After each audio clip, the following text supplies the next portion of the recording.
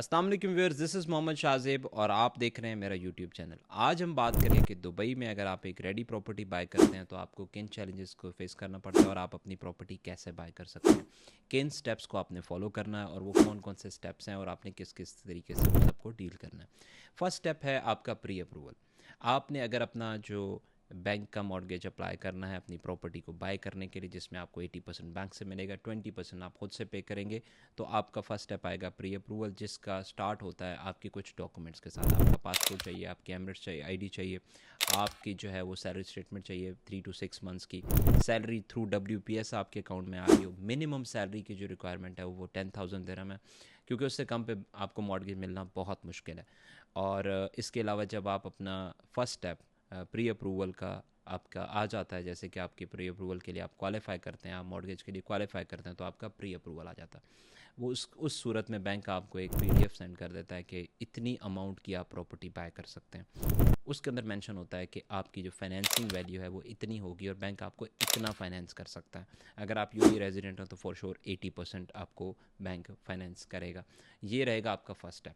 Second step होता है कि आपने प्रॉपर्टी फाइनल करनी है। अब प्रॉपर्टी फाइनल करने के लिए अक्सर लोग परेशान होते हैं कि हमने प्रॉपर्टी कैसे बाय करनी है। तो इट्स वेरी सिंपल। यहाँ पे 3 किस्म के डिफरेंट पोर्टल्स हैं जिनके 3 डिफरेंट नाम हैं। प्रॉपर्टी फाइंडर है, बायूथ है, डोबेजल है। आप जब इन तीनों पोर्टल्स पे जाते हैं तो आप अपना रिक्वायरमेंट मेंशन करते हैं, आपको किस वेसिनिटी में अपना यूनिट बाय करना है, फिर उसके बाद आपका बजट क्या है, फिर उसके बाद आपको किस तरह का साइज़ चाहिए, आपको इसके अलावा व्यूज़ कौन से चाहिए। आप उस हिसाब से डिफरेंट लिस्टिंग्स वहाँ पे आपको मिल जाती हैं हम एजेंट्स की। जब आपको लिस्टिंग्स मिलती हैं तो आप उन पे अपना नंबर ड्रॉप कर देते हैं, तो हमारे जितने भी एजेंट्स हैं वो आपसे कांटेक्ट कर लेते हैं।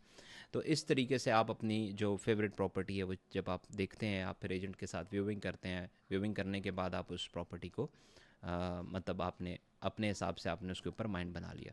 थर्ड जो इसका फेज़ आता है दैट इज़ कॉन्ट्रैक्ट्स। अब आपने उसमें कॉन्ट्रैक्ट में डल चुना है। आपने एक प्रॉपर्टी तो देख लिया, आपने प्रॉपर्टी फाइनल कर लिया, आपने अब आपने उसके कॉन्ट्रैक्ट्स करने हैं। अब कॉन्ट्रैक्ट एक ऐसी चीज़ है जिसमें 3 किस्म के कॉन्ट्रैक्ट्स होते हैं। Contract A is with seller, वो एजेंट ही करता है। जिन एजेंट्स के पास रह रहा होता है वो अपने जो ब्रोकर आईडी है उसके थ्रू दुबई लैंड डिपार्टमेंट की वेबसाइट को एक्सेस करके वहाँ से हम जो है वो कॉन्ट्रैक्ट इनिशिएट करते हैं। उस कॉन्ट्रैक्ट को इनिशिएट करके हम पहला कॉन्ट्रैक्ट करते हैं सेलर के साथ। कॉन्ट्रैक्ट बी जो होता है that is with buyer which contains the information of the buyer. Contract A contains the information of the seller and the unit. जब दोनों पार्टीज़ ए और बी साइन कर लेती हैं इंडिविजुअली, इस कॉन्ट्रैक्ट ए और बी के बाद कॉन्ट्रैक्ट एफ साइन किया जाता है, जिसमें बायर की भी डिटेल्स होती हैं, सेलर की भी होती हैं, यूनिट की भी कंप्लीट डिटेल्स होती हैं। अगर यूनिट रेंटेड है तो वो भी मेंशन होगा, अगर वेकेंट है तो वो भी मेंशन होगा। टर्म्स एंड कंडीशंस क्या रहेंगी in terms of mortgage. Sometimes ये बायर की रिक्वायरमेंट होती है कि स्पेशली जो इसमें एक उसकी बात करूँगा टर्म्स एंड कंडीशंस की, टर्म की, कि बायर ये मेंशन करवाता है कि अगर किसी भी स्टेज के ऊपर मेरा मॉर्गेज रिजेक्ट होता है थ्रू बैंक तो मुझे जो यूनिट है उस पर किसी किस्म का मुझे फ़ाइन नहीं आएगा अगर मैं इस मॉर्गेज पर जो प्रोसेस है उसमें। तो होता क्या है कि इन कॉन्ट्रैक्ट्स कॉन्ट्रैक्ट ए और बी के बाद जो है ना आपको एक चेक भी देना पड़ता है 10% का। वो जो चेक होता है वो बेसिकली एक सिक्योरिटी चेक होता है। उस चेक का नंबर भी मेंशन किया जाता है कॉन्ट्रैक्ट एफ के अंदर।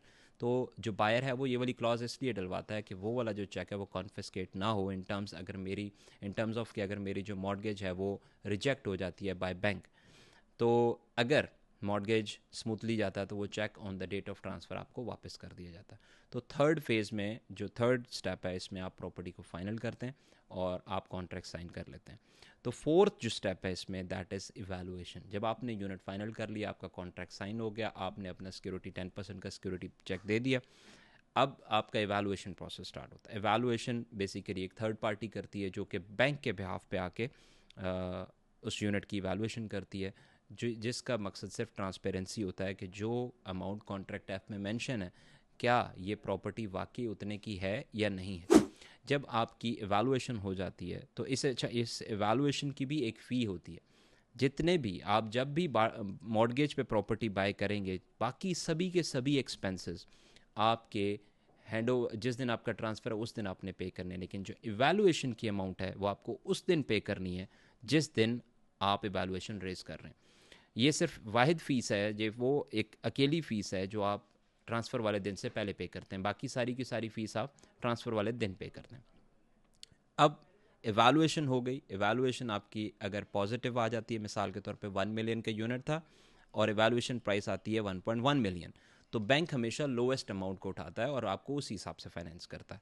तो आपको बैंक 1.1 मिलियन के हिसाब से फाइनेंस नहीं करेगा, बैंक आपको 1 मिलियन के हिसाब से फाइनेंस करेगा। अब आ जाती है दूसरी कंडीशन, अगर आपकी जो मॉर्गेज की एवैल्यूएशन अमाउंट है वो कम आ जाती है, मिसाल के तौर पे 10 लाख का यूनिट था, एवैल्यूएशन 9 लाख आ गई है, तो बैंक 10 लाख को कंसिडर नहीं करेगा, बैंक 9 लाख को कंसिडर करेगा। क्यों? क्योंकि मैंने आपको बताया बैंक हमेशा लोएस्ट अमाउंट को कंसिडर करता है। तो अब यहाँ पे अक्सर कुछ लोगों को ये कन्फ्यूजन होती है कि जी वैल्यूएशन 11 लाख आ गई है तो हमें जो है वो 1 लाख हमें कम पे करना पड़ेगा एज पर डाउन पेमेंट। ऐसा नहीं है, बैंक हमेशा लोएस्ट अमाउंट को लेगा। अब आपकी वैल्यूएशन 9 लाख आ गई, तो आपकी प्रॉपर्टी 10 लाख की थी, बैंक आपको 9 लाख के हिसाब से 7 लाख 20 देगा, और 9 लाख और 10 लाख का जो डिफरेंस है 1 लाख दिरहम, वो भी आप अपनी जेब से देंगे। तो मतलब क्या है कि ये हो जाती है आपकी वैल्यूएशन प्रोसेस, जिसमें आपने जो इवैल्यूएशन है वो आलमोस्ट सेम होनी चाहिए उसी अमाउंट के करीब जो जिस पे आपने बाइंग की है। ये रहा आपका फोर्थ स्टेप। फिफ्थ स्टेप क्या होता है? वैल्यूएशन के बाद आपका फाइनल अप्रूवल आता है। फाइनल अप्रूवल में बेसिकली वैल्यूएशन को देखा जाता है, उसके बाद बैंक आपका फाइनल अप्रूवल करता है। फाइनल अप्रूवल के बाद जो सिक्स स्टेप है उसमें आपका फाइनल ऑफर लेटर आ जाता है। अब फाइनल ऑफर लेटर एक ऐसी स्टेज होती है जिसके ऊपर बैंक आपको बुलाता है और आपको कहता है कि आप आएँ और इस फाइनल ऑफर लेटर को साइन करें, उसे हम बोलते हैं एफओएल। जब आप एफओएल साइन करने जाते हैं तो उस वक्त आपके पास 3 चेक्स होने चाहिए। आप वो 3 चेक्स बैंक को देते हैं। बेसिकली अगर आपका मॉर्गेज 1 मिलियन का था तो बैंक आपसे 3 चेक्स लेगा उस 800,000 के, जो आपको 1 मिलियन के अगेंस्ट बैंक दे रहा था 80%, उस 800,000 के 3 इक्वल चेक्स लेगा, लाइक फॉर एग्जांपल 267,000 समथिंग, उसके आपके 3 चेक्स आपसे बैंक लेगा एज ए सिक्योरिटी, और हमेशा बैंक के पास रहेंगे जब तक आपका मॉर्गेज कंप्लीट नहीं हो जाता। आपके इस स्टेप फाइनल ऑफर लेटर वाले दिन आपने उनको चेक्स देने और आपने फाइनल ऑफर लेटर साइन कर देना। जब आपका फाइनल ऑफर लेटर साइन हो गया तो सेवन्थ स्टेप के ऊपर बैंक आपकी अपॉइंटमेंट बुक करता है। अब अपॉइंटमेंट बुक करने के लिए बैंकर ने देखना है कि बायर कब अवेलेबल है, सेलर कब अवेलेबल है। वो सारी एक एजेंट की भी कम्युनिकेशन रहती है मॉर्गेज जो एडवाइज़र है उसके साथ, तो वो बताता है कि फ़लाँ दिन दोनों पार्टीज़ अवेलेबल हैं और आप मॉर्गेज की अपॉइंटमेंट ले लें। जो अपॉइंटमेंट ली जाती है वो डीएलडी की नहीं होती, बेसिकली वो एक ट्रस्टी ऑफिसेस होते हैं दुबई में डिफरेंट लोकेशंस पे, जो those are governed by government, like government के अंडर काम कर रहे होते हैं, और उनकी अपनी फ़ीस होती है 4,200 दिरहम, वो आपने पे करनी होती है। तो ट्रस्टी ऑफिस की अपॉइंटमेंट बुक हो जाती है। ये है आपका सेवन स्टेप। उसमें आप जाके वहाँ पे अपने साइन करने हैं डॉक्यूमेंट्स वगैरह। जब आपकी अपॉइंटमेंट बुक हो गई तो एट स्टेप है आपका ट्रांसफ़र डेट। आपने ट्रांसफ़र के लिए जब जाना है तो वहाँ पे आपके पास आपकी एमरेट्स आईडी होनी ज़रूरी है। अगर आपके पास एमरेट्स आईडी नहीं है तो आप ट्रांसफ़र नहीं ले पाएंगे। आपकी एमरेट्स आईडी ज़रूरी है, इसके अलावा सेलर की एमरेट्स आईडी ज़रूरी है, सेलर का होना ज़रूरी है। अगर आप नहीं है तो आपके बिहाफ पे पीओए पावर ऑफ अटॉर्नी जिसको आप देंगे उसका होना ज़रूरी है। सेलर का भी सेम है, अगर वो नहीं है तो उसका पीओए होना ज़रूरी है। अब अगर दोनों में से किसी भी एक का भी पीओए है तो बैंक को एडवांस में बताया जाता है जब अपॉइंटमेंट बुक हो रही होती है, क्योंकि बैंक ने मॉर्गेज रजिस्ट्रेशन का जो है वो एक लेटर भेजना होता है, मॉर्गेज कॉन्ट्रैक्ट भेजता है बैंक, जो ट्रस्टी ऑफिस में बायर साइन करता है। उसके अंदर एडवांस में मेंशन होना चाहिए कि सेलर के बिहाफ पे कौन आ रहा है, बायर के बिहाफ पे कौन आ रहा है। अगर आप ये स्टेप नहीं करेंगे तो ट्रांसफ़र के टाइम पे आपको दिक्कत पेश आ सकती है। अब कौन कौन सी कॉस्ट हैं, वैसे इसके ऊपर मैं एक प्रॉपर डिटेल वीडियो बना दूंगा, लेकिन इन शॉर्ट आपको बता दूं कि जब भी आप मॉर्गेज के बाइंग करते हैं तो 7 किस्म की कॉस्ट होती हैं, जिसमें से सिर्फ बैंक जो है, क्योंकि 1 सितंबर 2024 से ये रूल चेंज हो गया था, तो पहले तो डिफरेंट कॉस्ट में बैंक कवर करता था, लेकिन अभी सिर्फ एक ही कॉस्ट में आपको बैंक 80% कवर करेगा। रिमेनिंग जो कॉस्ट हैं वो आपको खुद पे करनी है, बैंक पे नहीं करेगा। पहली कॉस्ट आ जाती है यूनिट प्राइस। 1 मिलियन का यूनिट है तो उसके ऊपर आपको 800,000 बैंक देगा, 200,000 आपका। Second is 4% DLD. 4% डीएलडी अगर बनता है 40,000 दिरहम तो वो आपको खुद से पे करना है। Third is agent commission, that is 2%, वो आपको खुद से पे करना है, बैंक उसमें पे नहीं करेगा। Fourth is evaluation fee which is for example Dubai Islamic bank के 2,500, तो वो आपको खुद से पे करनी है। Fifth is trustee charges. Trustee charges हैं 4,200 दिरहम, वो भी आपको खुद से पे करना है। सिक्स्थ इज आपकी टाइटल डीड फीस। आपने टाइटल डीड फीस जो है वो है 580 दिरहम्स, वो भी आपने खुद से पे करनी है। सेवन्थ कॉस्ट जो आती है वो आती है मॉर्गेज रजिस्ट्रेशन फ़ी, वो भी ट्रस्टी ऑफिस में ही आपको पे करनी होती है, जिसकी अमाउंट ऑलमोस्ट 2500 टू 3000 रहेगी। अब ये 7 कॉस्ट आप पे करते हैं तो एट द सेम टाइम आपकी ट्रांसफ़र डन हो जाती है। आप क्योंकि मॉर्गेज बायर हैं तो आपके जो टाइटल डीड आपको 30 मिनट्स के बाद आएगी, उसमें लिखा होगा कि mortgage in favour of which bank, like for example DIB Dubai Islamic bank है, ENBD है, जिस भी बैंक के आपने मॉर्गेज ली है तो टाइटल डीड में ऊपर मेंशन होगा mortgage in the favour of this bank, and नीचे आपका नाम भी आ रहा होगा नीचे, और उसके नीचे आपके टाइटल डीड का एक नंबर होगा और जिसे हम रजिस्ट्रेशन नंबर भी कहते हैं।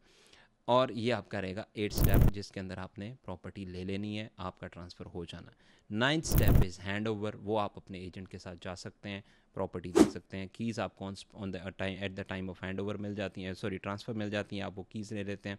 उसके बाद आप अपने एजेंट के साथ यूनिट का प्रॉपर हैंड ओवर ले सकते हैं। टोटल 9 स्टेप्स हैं। इसके ऊपर किसी भी किस्म की इन्फॉर्मेशन चाहिए आप कमेंट कर सकते हैं, मैं आपको उसके ऊपर फर्दर वीडियोस बना सकता हूँ। और आपको कोई सेकेंडरी प्रॉपर्टी चाहिए दुबई में, मैं उसके ऊपर आपको गाइड कर सकता हूँ। आपको मॉर्गेज में कोई दिक्कत आ रही है उसके ऊपर हम बात कर सकते हैं। तो ओवरऑल ये मॉर्गेज का एक प्रोसेस है। एक वीडियो मैं आपको बाद में इसके ऊपर बना दूंगा कि जो नॉन रेजिडेंट्स हैं वो किस तरह दुबई में प्रॉपर्टी बाय कर सकते हैं। तो ये आज की इस वीडियो में आपको दुबई की जो मॉर्गेज है रेजिडेंट्स के लिए, उसमें उनको क्या क्या स्टेप्स दरकार आते हैं, पेश आते हैं, ये सारे इसको कवर करते हैं। किसी भी और इन्फॉर्मेशन के लिए आप मुझे DM कर सकते हैं, अपना यूनिट बुक करने के लिए आप मुझसे कांटेक्ट कर सकते हैं। थैंक यू सो मच, जज़ाकल्लाह।